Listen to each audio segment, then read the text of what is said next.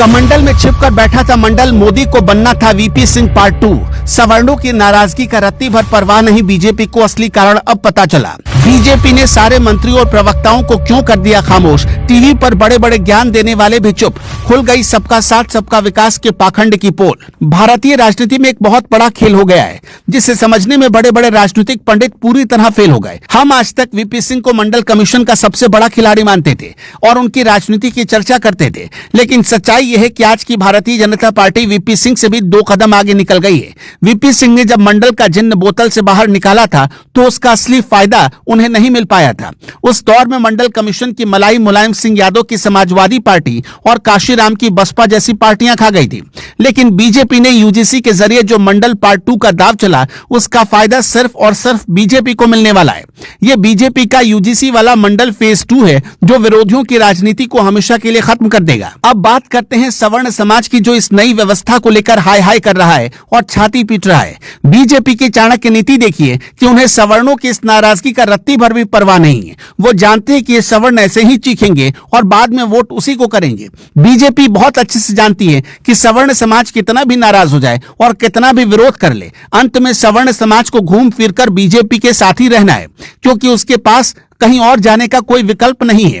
सवर्णों के पास आज की तारीख में विपक्ष में कोई दूसरा विकल्प बचा नहीं जो उन्हें अपना सके। बीजेपी की रणनीति यह है कि सवर्ण जितना ज्यादा हाय हाय करेगा और जितना ज्यादा विरोध प्रदर्शन करेगा, दलित और पिछड़े वर्ग का एक बहुत बड़ा हिस्सा उतनी तेजी से बीजेपी का पक्का वोटर बन जाएगा। सवर्णों का विरोध दरअसल बीजेपी के लिए खाद और पानी का काम कर रहा है, जो ओबीसी वोट बैंक को मजबूत कर रहा है। ये एक ऐसा मास्टर स्ट्रोक है जिसमें चित भी बीजेपी की और पट भी बीजेपी की ही है। बीजेपी असल मायने में अब जाकर एक संपूर्ण और असली राजनीतिक पार्टी बन रही है, जिसने हर वर्ग को साथ लिया है। उसने सपा और बसपा के कोर वोट बैंक यानी दलित और पिछड़ों के बीच ऐसा सेंध मारा है कि वो संभल नहीं पा रहे। बीजेपी ने क्षेत्रीय पार्टियों का बेस खत्म करने का काम कर दिया है और उनकी जमीन खिसक गई है।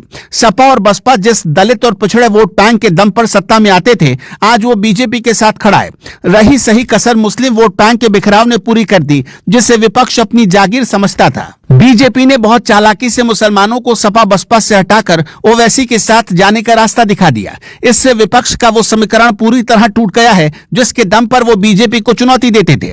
इस तरह बीजेपी के दोनों हाथों में अब असीमित ताकत आ गई। एक हाथ में कमंडल है यानी हिंदुत्व की प्रचंड लहर जो सबको जोड़ती है, और दूसरे हाथ में अब मंडल की ताकत भी आ गई जो सामाजिक समीकरणों को साधती है। अब इसमें सवर्णों की कितनी जगह है, यह सवर्णों को तय करना है।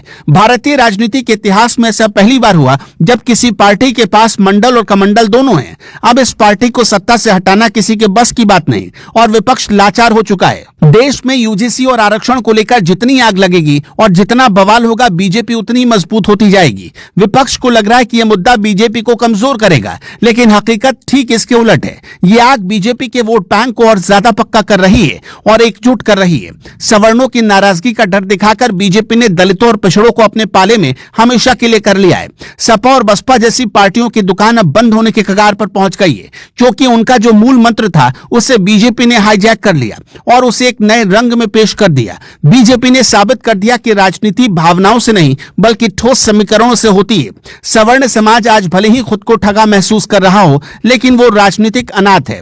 उसकी मजबूरी का फायदा बीजेपी उठा रही है और ओबीसी को साध कर सत्ता की कुर्सी पक्की कर रही है। आने वाले समय में ये यूजीसी वाला दाव भारतीय राजनीति की दिशा और दशा दोनों बदल देगा। जो लोग सोच रहे थे कि बीजेपी केवल सवर्णों की पार्टी है, उनकी गलतफहमी अब दूर हो जानी चाहिए। बीजेपी ने अपना चोला बदल लिया है और अब वो सर्व समाज की नहीं बल्कि विनीत समाज की पार्टी है। मंडल और कमंडल का ये संगम बीजेपी को अजेय बना रहा है।